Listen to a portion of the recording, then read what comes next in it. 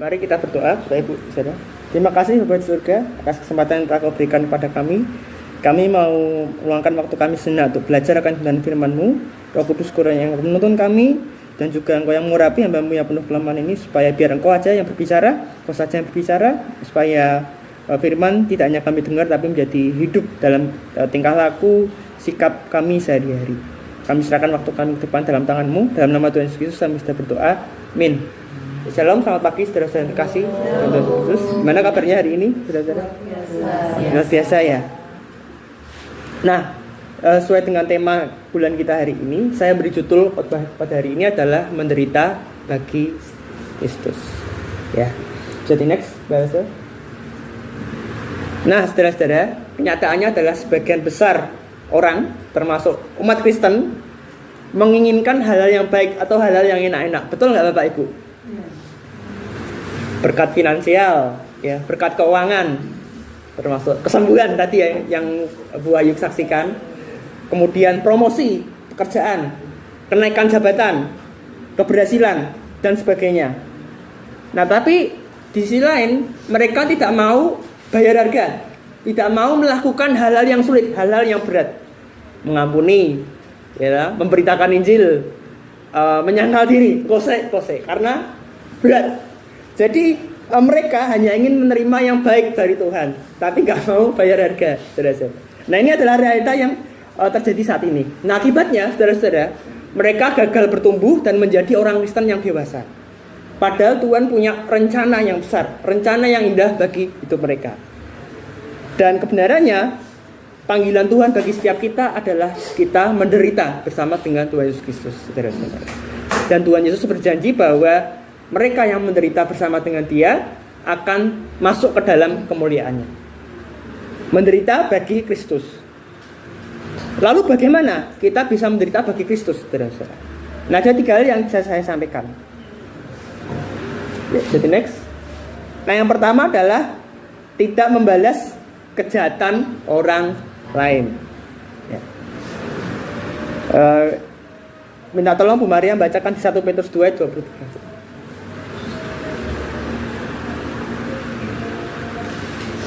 Demikian firman Tuhan kepada Petrus 2 ayat 23, ketika ia dicaci maki, ia tidak membalas dengan mencaci maki. Ketika ia menderita, ia tidak mengancam, tetapi ia menyerahkannya kepada Dia yang menghakimi dengan adil. Amin, ya. Nah, jadi sini kita bisa melihat bahwa Tuhan Yesus memberikan teladan yang agung bagi kita, saudara-saudara. Ia tidak membalas caci maki orang yang menghinanya. Kita bisa melihat saat Yesus disalib, dicaci maki, dihina, dipukuli. Apakah membalas? Tidak membalas. Tapi Tuhan Yesus mengampuni orang-orang yang jahat kepadanya, orang-orang yang bersalah kepadanya.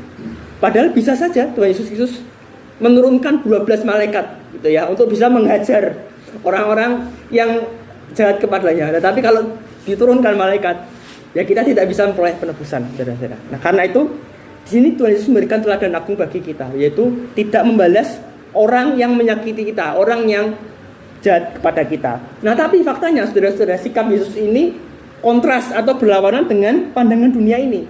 Ya, kalau dunia ini berkata pembalasan lebih kejam daripada perbuatan, ya loh? Pembalasan itu lebih kejam. Jadi kalau bisa pembalasan harus lebih menyakitkan daripada perbuatannya. Ya loh? Kalau saudara lihat di berita, nek ngone-ngoneke dibalas ngone-ngoneke, tambah, ya benar ya Bu, tambah ngone-ngoneke, tambah disakiti, tambah keloro-loro. Ya toh? Utang tak bayar ditagih, tagih sampai dapat, ya toh, sampai bayar. Kalau kita lihat di berita, ada orang yang maling, ya toh, apa akhirnya, saudara-saudara? Digebuki massa, saudara-saudara. Ya toh? Ya, orang baliknya duit dalam biaya kejar, apalagi warisan, ya, apalagi pernah ngejek, pernah merendahkan, itu ada sampai yang kena pembunuhan. Nah, jadi konsep dunia itu pembalasan harus lebih menyakitkan daripada perbuatannya, saudara-saudara, ya. Dan juga orang-orang Kristen juga mengalaminya, orang-orang Kristen juga melakukannya seperti itu. Nah, apakah kita juga mengikuti apa kata dunia itu atau mengikuti perintah Tuhan, saudara-saudara ya. Dia sudah menyakitiku, dia sudah merendahkanku, ya, mencuri barang-barangku. Rasanya pengen bales. Betul, saudara-saudara? Rasanya pengen untuk melakukan hal yang jahat kepada saudara-saudara. Kita bisa melakukannya, kita punya sumber daya untuk melakukannya. Tetapi Tuhan menghendaki kita untuk tidak membalas yang menyakiti kita. Nah, kenapa kita tidak boleh membalas, saudara-saudara? Kita bisa melihatnya di Ulangan 3 ayat 35, saudara-saudara ya. Bu Ayu tak tolong bacakan di Ulangan 3 ayat 35. Saya konsolasi. Oh iya, Mbak Nova aja. Ulangan 3 ayat 35.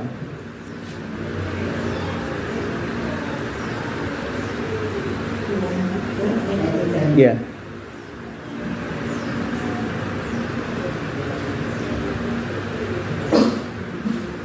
Ulangan 3 Ya. hanya 29. Oh, 29 ya.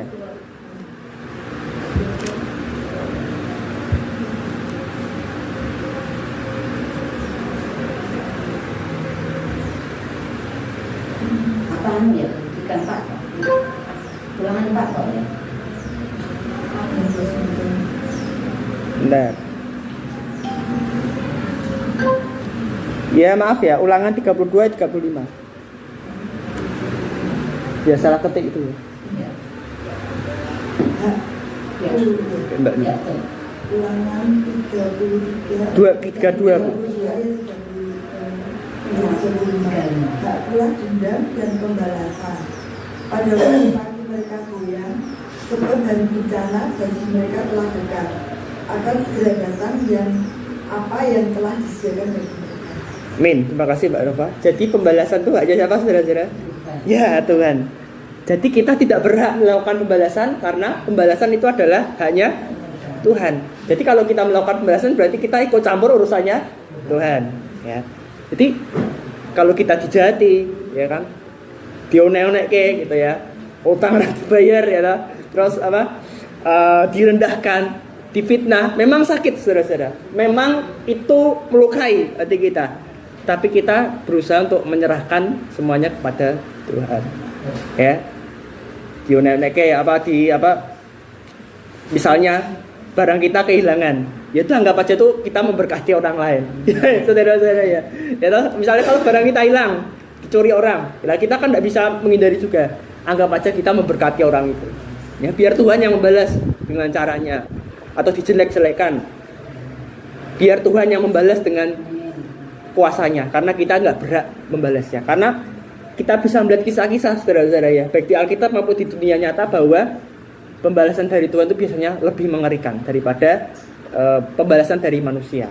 Jadi hak kita adalah menyerahkannya kepada Tuhan. Jadi kita nggak berhak melakukan pembalasan karena Tuhanlah yang berhak melakukan pembalasan kepada orang itu. Jadi kita harus bisa mengampuni orang yang bersalah kepada kita, seperti Yesus ya, tidak membalas walaupun bisa melakukan pembalasan. Yang pertama, saudara-saudara. Yang kemudian yang kedua adalah tetap taat meskipun dalam penderitaan, ya, saudara-saudara ya. Nah, Tuhan Yesus selalu taat, saudara-saudara ya.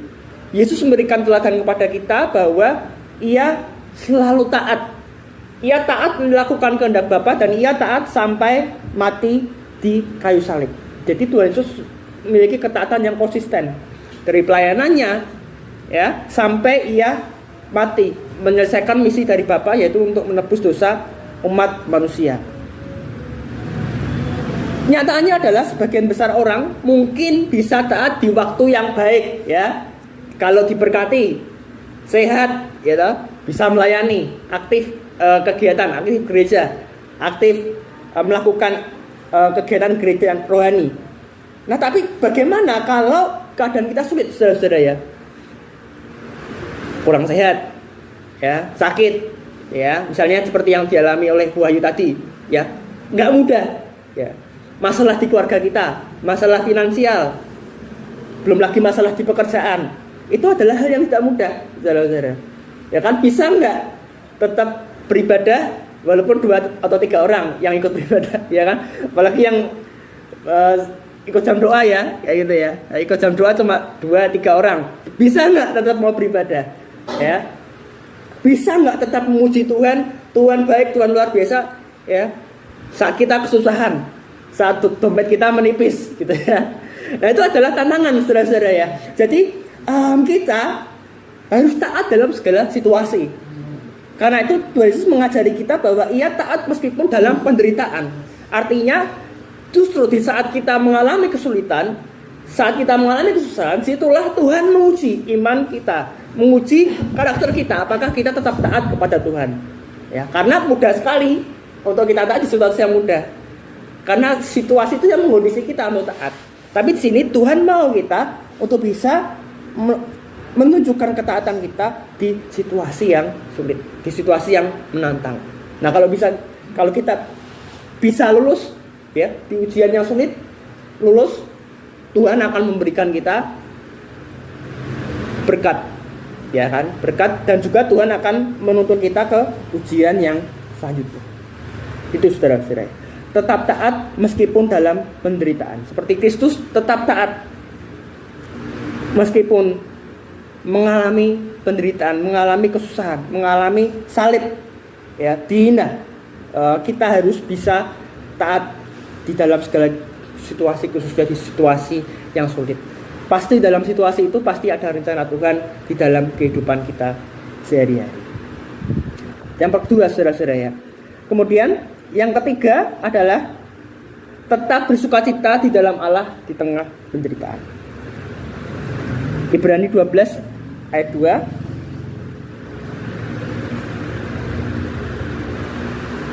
Minta tolong bisa membacakan untuk kita semua salah satu. Demikian dalam Ibrani 12 ayat yang kedua. Marilah kita melakukan gelar mata yang tertuju kepada Yesus dan memimpin kita dalam iman dan membawa iman kita itu kepada sempurna, yang dengan mengekalkan kehinaan tekun memikul salib dan sukacita dan sejahtera bagi Dia yang sekarang duduk di sebelah kanan Allah. Ya, terima kasih Bu Esther. Jadi Yesus dengan tekun menanggung salib karena ia melihat sukacita yang ada di depannya. Nah, sukacita apa, saudara-saudara? Di sukacita apa katanya? Nah, kata sukacita dalam bahasa aslinya, bahasa Yunani berarti charis, ya, charis. Artinya adalah kegembiraan atau kesenangan yang mendalam. Jadi ini bukan emosi sesaat, tapi itu adalah kondisi batin dalam seseorang.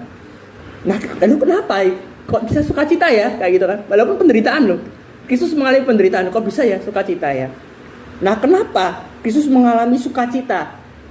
Ya, Tuhan Yesus mengalami sukacita karena Yesus telah menyelesaikan kehendak Bapa dalam hidupnya, yaitu memikul salib. Yesus mengalami sukacita karena ia membawa jutaan, bahkan miliaran orang menuju kepada keselamatan. Itulah sukacita yang memberikan kekuatan kepada Kristus, ya, sukacita yang memampukan Kristus sehingga bisa memikul salib, ya kan? Nah, itu kontras dengan apa yang jadi pandangan dunia. Seorang yang menderita, gitu ya, mengeluh, gitu ya, membanding-bandingkan, ya, sedih, bahkan ada yang depresi. Tapi di sini Tuhan mengingatkan kita melalui firman-Nya bahwa kita harus mengalami sukacita. Kita harus memikul tanggung jawab kita, memikul penderitaan kita dengan sukacita, sukacita ilahi yang berasal dari Tuhan, saudara-saudara. Kehidupan ke depan mungkin akan lebih berat, ya. Banyak kebutuhan pokok meningkat, apalagi yang mau sekolah, ya, seragam, kebutuhan yang lainnya. Belum lagi juga ada perang di Timur Tengah. Dunia ke depan tidak pasti, saudara-saudara. Tapi pengharapan yang bisa kita terima di sini adalah sukacita ilahi yang berasal dari Allah itu akan memberikan kekuatan kepada kita. Ya, kenapa? Jadi pertanyaan kita bukan kenapa kok saya mengalami penderitaan? Ya, 1 juta orang mengalaminya, saudara-saudara ya. Ya, 1 juta orang mengalaminya. Tapi kita di sini diingatkan untuk bersukacita. Ya. Kenapa harus bersukacita? Ya kan? Karena ada rencana Tuhan yang indah di baliknya. Ya. Kenapa harus bersukacita? Ya, karena itu membentuk iman kita, mendewasakan iman kita. Ya karena itu Yakobus mengatakan bahwa berbahagialah yang mengalami pencobaan, karena itulah yang akan membuat iman kita itu meningkat, iman kita tambah. Aerob datang kayak gitu kan, tantangan gitu ya. Aku harus ibadah gitu ya. Yang ibadah dikit, aku harus ibadah gitu ya. Itu meningkatkan, mendewasakan iman kita, saudara-saudara.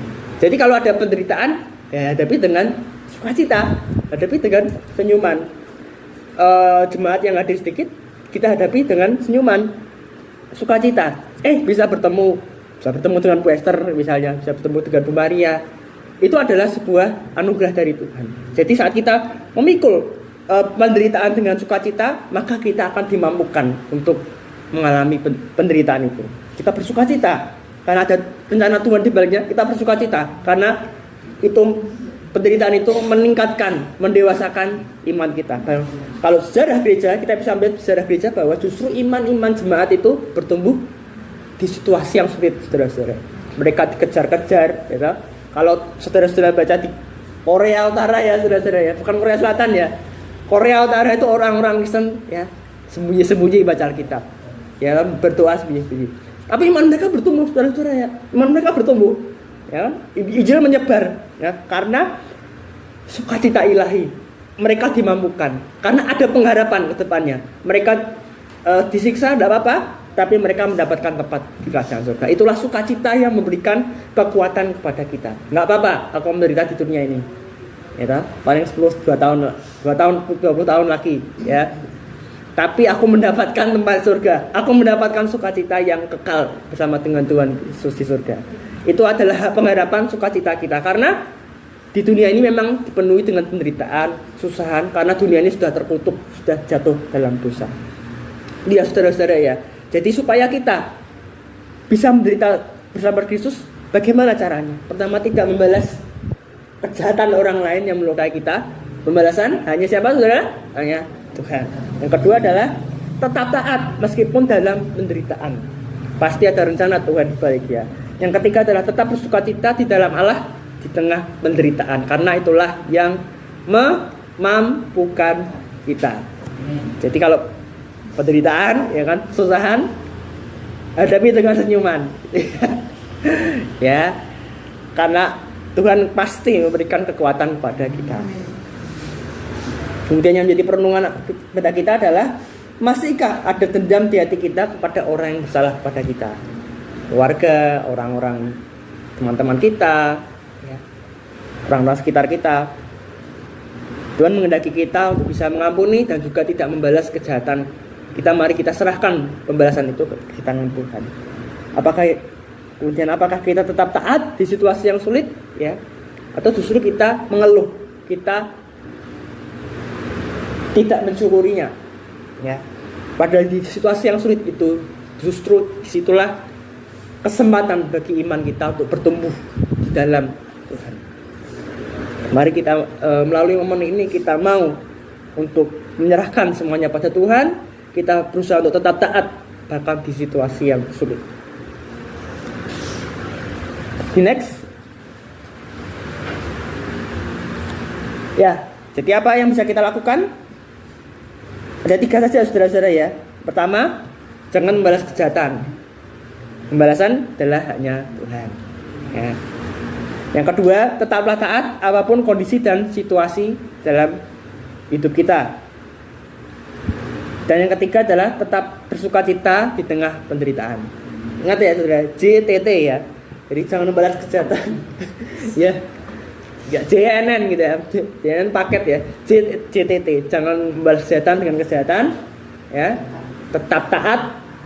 Ya. Tetaplah bersukacita dalam tengah penderitaan.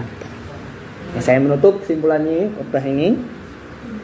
Di penderitaan Kristus memberikan teladan yang mulia bagi kita, bahwa sebelum menerima kemuliaan dan kehormatan, kita terkadang harus terlebih dahulu bersedia menderita untuk mendewasakan iman dan karakter kita.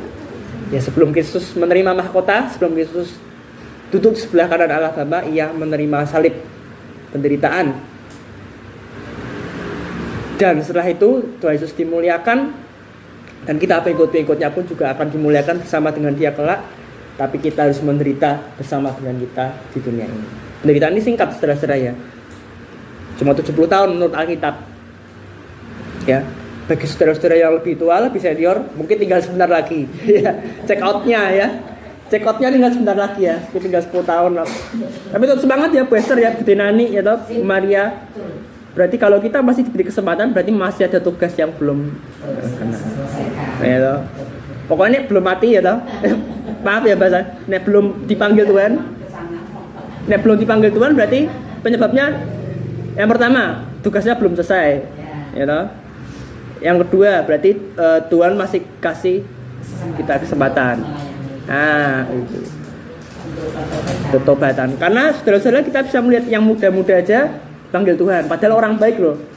Orang baik, ya toh, orang baik, orang yang mengasihi sesama menjadi berkat banyak orang. Tapi orang jahat malah umurnya lebih panjang. Ya toh? Iya, koruptor ya toh. Itu kalau saudara koruptor, bandar-bandar itu kan usianya lebih lama-lama. Diberi kesempatan untuk bertobat. Tapi yang lebih muda, orang yang baik meninggalnya lebih muda. Tuhan melindunginya daripada yang jahat. Ya, Tuhan melindungi dia dari segala yang jahat. Tuhan melindunginya sehingga ia tidak jatuh ke dalam dosa. Itu saudara-saudara. Kalau misalnya tua, ya kan, berarti kehormatan ya saudara. Kehormatan umurnya lebih panjang, berarti Tuhan masih kasih kesempatan untuk aku. Tuhan masih kasih kesempatan melayani untuk aku. Ya. Karena apa ya saudara? Karena saat kita meninggal kita sudah nggak bisa buat apa-apa lagi.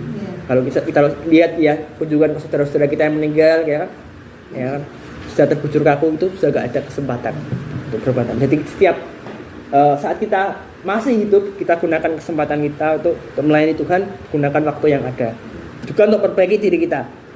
Apalagi yang sudah mau check out gitu ya, perbaiki diri. Ya, yang sudah mau check out kayak gitu kan, 50 ke atas gitu kan, yang mau check out gitu kan. Perbaiki karakter, jangan melukai sesama gitu. Selalu introspeksi diri kayak gitu. Yang masih muda kayak Kevin, Melvin ya toh, belajar yang rajin kayak gitu kan, nurut sama orang tua gitu ya. Jangan ngeyel-ngeyel gitu. Saya berproses juga gitu kan. Saya berproses juga kayak gitu. Berproses juga. Yang ngomong juga berproses juga gitu sih. Ya. Gitu. Itu ya saudara-saudara ya.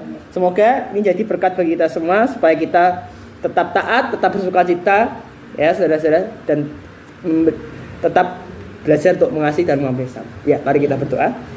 Terima kasih Bapak surga atas kesempatan yang telah Kau berikan kepada kami.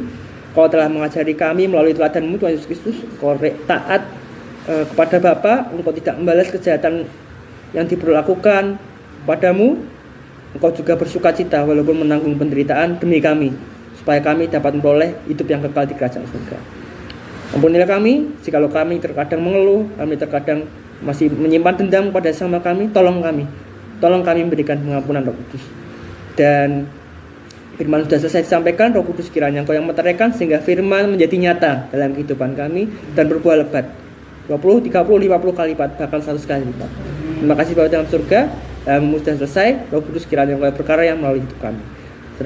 Kami serahkan waktu ke depan, kami serahkan khotbah ini dan juga kiranya kami ke depan dalam tangan-Mu.